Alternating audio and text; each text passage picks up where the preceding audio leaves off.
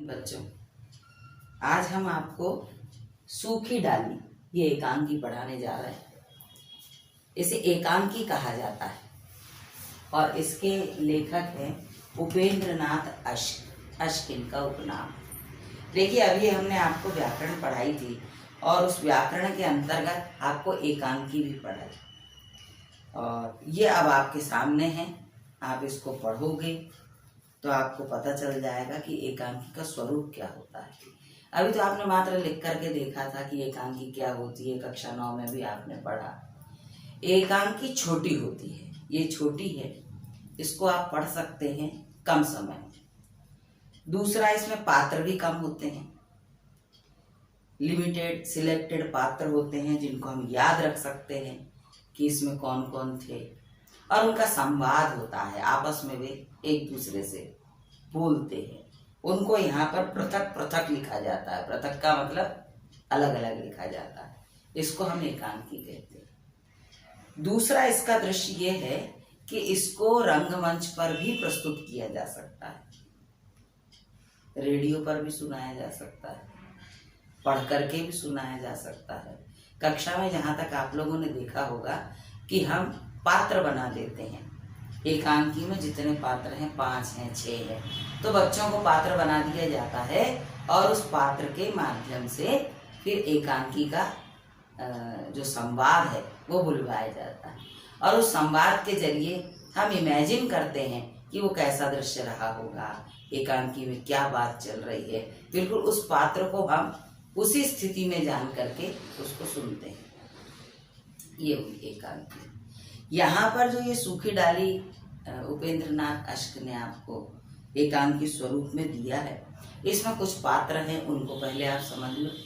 इसमें दादा हैं जो इस पूरे कुटुंब के हेड है, मुखिया। उनका नाम है दादा मूलराज।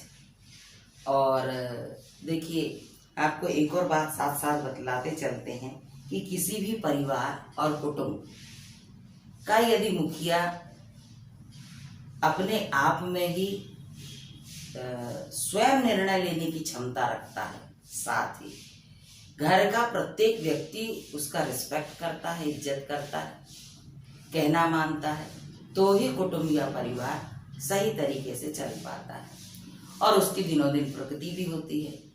यहाँ पर दादा मूलराज के अंदर आपको ये सारी चीजें, सारी कलाएं दिखाई देंगी कि किस तरह से उनके आदेश का पालन किया जाता है, किस तरह से वो सबको एकत्र करते हैं और एकत्र करके अपने भाव व्यक्त करते हैं, उनसे उनकी बातें पूछते हैं, उनकी तकलीफों तक पहुंचने का प्रयास करते हैं। ये सारी चीजें दादा मूलराज के अंदर आपको दिखलाई देंगी।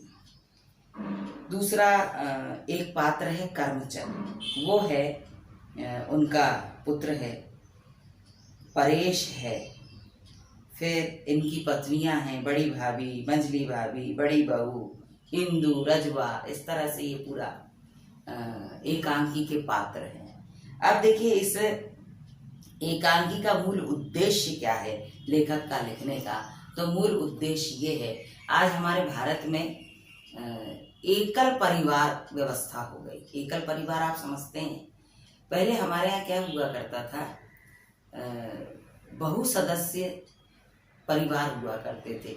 आप ये कहें कि एक गांव के गांव ही एक कुटुंब में ही बन जाते थे। इतनी सदस्य संख्या होती थी, घरों में 100-100, 150-150 लोग एक साथ रहा करते थे। काका, बाबा, दादा और उनके भी भाई, बंधु, सब एक साथ, और फिर उनके रिश्तेदार, आने जाने वाले, इस तरह से मिला करके 100-100, 150-150 लोगों का परिवार हुआ करता था। वो परिवार क्या, कुटुंब था। और कई जगह तो गांव के गांव हमने कहा, इस शब्द का प्रयोग हमने इसीलिए किया। हमारे भारतवर्ष में बहुसदस्यीय कुटुंब प्रणाली रही है, लेकिन आज समाज के विकास के साथ साथ एकल परिवार हो गए। एकल परिवार, माता पिता और बच्चे। देखिए, इसके इफेक्ट्स भी आए हैं समाज के ऊपर। आपने पहले देखा होगा कि बहुसदस्यीय परिवार में कभी भी ये समस्या नहीं गई कि बिजली का बिल भरने कौन जाएगा, हमें तो स्कूल जाना है, हमें तो पढ़ाने जाना है, हमें नौकरी पर जाना है, हमारे पास समय नहीं है। ऐसी समस्याएं नहीं थी। बच्चों को कौन नहलाएगा, स्कूल कौन ले जाएगा, उनका अभ्यास कौन करवाएगा, घर में यदि कोई बीमार है तो उसकी देखरेख कौन करेगा, ये सारी समस्याएं नहीं हुआ करती थी। कारण सदस्य संख्या इतनी अधिक थी कि कार्य बटे हुए थे। भोजन कौन बनाएगा, बाहर के काम कौन करेगा, बच्चों को कौन देखेगा। तो सारी व्यवस्था बड़ी सुचारू रूप से चलती थी। पता ही नहीं चलता था बालक कब बड़े हो गए और बीमार कब स्वस्थ हो गया। किसी को किसी चीज की कोई खबर नहीं होती थी। लेकिन आज एकल परिवार के अंदर आप देखिए, माता पिता को भी स्थान नहीं है। वृद्ध माता पिता को सिर्फ पेरेंट्स होते हैं और उनके बच्चे होते हैं, माता पिता और उनके बच्चे। माता पिता के माता पिता नहीं होते, माता पिता के माता पिता वृद्धाश्रम में होते हैं। ये आज हमारे भारत की व्यवस्था है और भारत पर बहुत बड़ा कलंक है ये कि जो वृद्धाश्रमों की गिनती में भारत आ गया। ये विदेशों की नीति थी, हमारे भारत की नहीं थी। इस एकांकी में इस दृश्य को भी आप देखेंगे। अभी तो एकांकी शुरू ही नहीं हुई, उसकी भूमिका में हम आपको बतला रहे हैं कि भारतवर्ष में क्या था। जो आप इसमें देखने जाएंगे कि सब एकत्र रह रहे हैं। ऐसा भी कहीं होता है तो हाँ होता है। वही दृश्य यहाँ पर उपेंद्र नाथ अश्क आपको दिखाना चाहते हैं कि भारत में बहुसदस्यीय प्रणाली थी, आज एकल परिवार वाली प्रणाली आ गई है और उसके जो बुरे परिणाम हैं वो हम देख रहे हैं। बच्चे जब दादा दादी से जुड़ा करते थे तो बहुत सारा ज्ञान उनको मिला करता था और उसके चलते वे अपने मनोभाव कई बार माता पिता से नहीं कह पाते तो दादा दादी से कह दिया करते थे। और दादा दादी बहुत अच्छे मित्र भी हुआ करते। यहाँ पर यही दादा मूलराज है और इनके पुत्र हैं, बहुएं हैं, घर में काफ़ी सदस्य हैं। इन्होंने अपने पुत्र परेश का विवाह किया और विवाह के बाद में जो बहू आई तो काफ़ी पढ़ी लिखी थी और बहुएं जो थी वो पढ़ी लिखी नहीं थी, बहुत कम पढ़ी लिखी थी। उनका परिवार में सेवा का कार्य बहुत अच्छा था। घर में साफ सफाई रखना, सेवा करना, भोजन बनाना, सारे कार्य करना, आपस में हंसना बोलना, बड़ा अच्छा सुंदर वातावरण था। और इस वातावरण का निर्माण भी दादा मूलराज ने किया था। इस बहू के आने के बाद दादाजी ने कह दिया मूलराज जी ने कि भाई ध्यान रखिए, बहुत पढ़ी लिखी बहू है, इसका विशेष ध्यान रखो। तो सभी बड़े सख्ते में आ गए, डर में आ गए कि पढ़ी लिखी बहू है, मतलब इनसे काम नहीं करवाना चाहिए, इनके सामने ज़्यादा हंसना बोलना नहीं चाहिए। अब वो भी अपने परिवार में घुलना मिलना चाहती है, बहुओं के पास आकर के बैठती है, बातचीत करना चाहती है, काम करना चाहती है। लेकिन बहुएं अति रिस्पेक्ट के कारण, उसका अति सम्मान करने के कारण उससे दूर दूर रहती है, उसे काम नहीं करने देती। तो उसके अंदर एक हीन भावना आती है कि आखिर ऐसा क्या है जो मुझे घर में परिवार में सम्मिलित नहीं किया जा रहा। कुछ समय बाद उन लोगों को ये महसूस होता है कि शायद उसके अनुसार घर का वातावरण नहीं है, घर में फर्नीचर नहीं है। तो वे कहते हैं अपने पुत्र से कि ऐसा करो कि आंतरिक जो साज सज्जा है ये बहू के मुताबिक कर दो।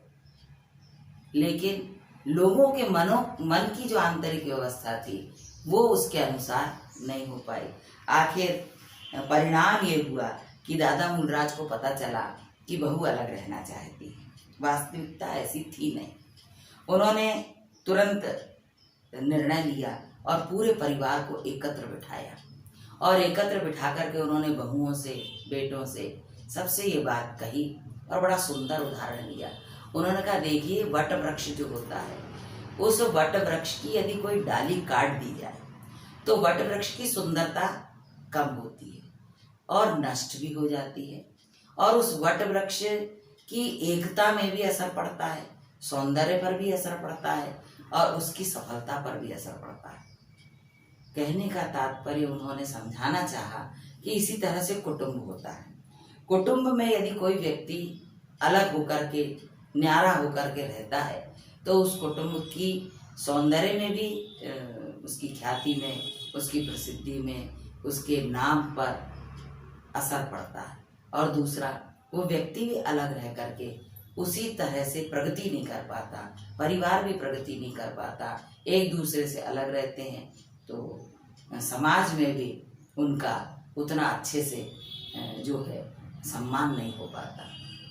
यहाँ पर दादा मूलराज कहते हैं कि मैं तो इस वट वृक्ष की जड़ हूँ और आप सभी शाखाएं और पत्ते हो।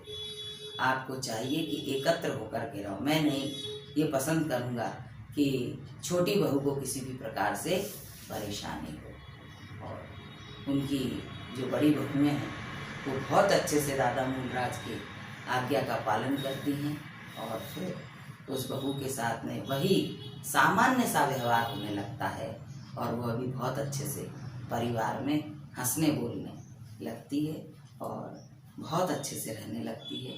पर यहाँ पर जाकर के ये एकांकी पूर्ण होती है, एक बहुत अच्छा मैसेज दे करके जाती है कि हम अपने परिवार के सभी सदस्यों का सम्मान करें, आदर करें, बच्चों के साथ स्नेह करें और अच्छा ज्ञान यदि कहीं से भी मिलता है, दादा से मिले, दादी से मिले, परिवार के कहीं किसी भी सदस्य से मिले, तो उसे अवश्य दें। यहाँ पर ये पाठ की पूर्णाहुति हुई, आप इसको पढ़ें। धन्यवाद।